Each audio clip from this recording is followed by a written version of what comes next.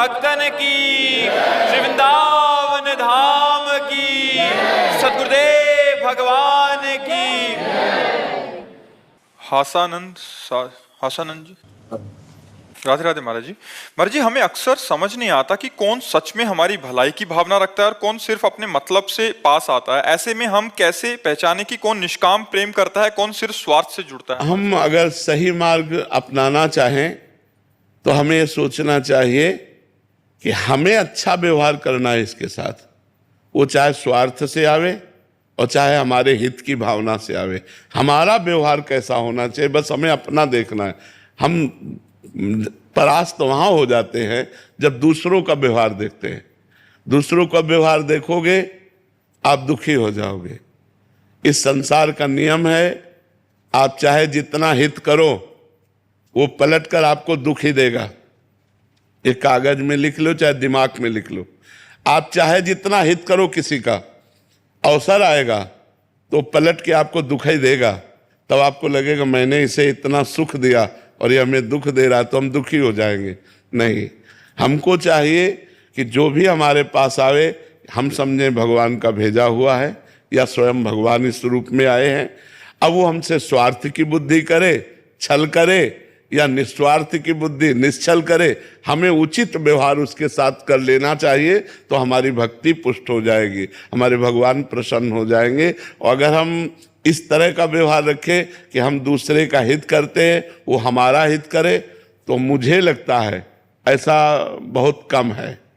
ऐसा हृदयों की मायाकृत रचना है कि, और हम लोग ये चाहते हैं कि अगर हम किसी का थोड़ा हित करें तो थोड़ा तो कृतज्ञता दिखाए, लेकिन असंभव है।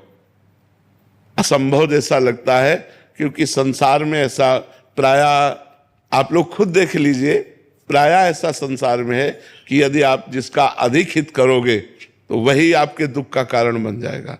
और अगर हम वो हित भगवत मान करके करें तो सुख का कारण होगा। हमारा हृदय सुखी रहेगा कि हमें भगवान ने जैसी प्रेरणा की हमने कर दिया, अब उसके अंदर जितनी बुद्धि है, जैसी प्रेरणा वो कर रहा है, हमें उससे लेना देना नहीं, हमें भगवान से लेना है। हमें भगवान की कृपा प्राप्त करनी है, तो हम दुखी नहीं होंगे।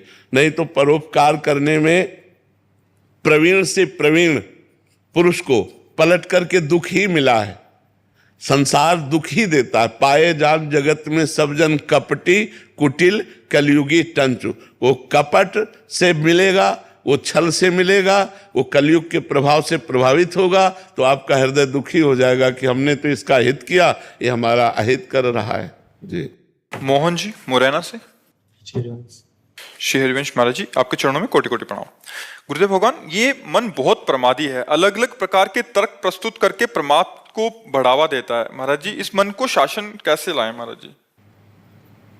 जब हम किसी संत महापुरुष के चरणों का आश्रय लेते हैं और उनकी आज्ञा के अनुसार चलते हैं, शास्त्र और संत, अगर हम इनकी आज्ञा के अनुसार चलें तो हम अपने मन को वश में कर लेते हैं।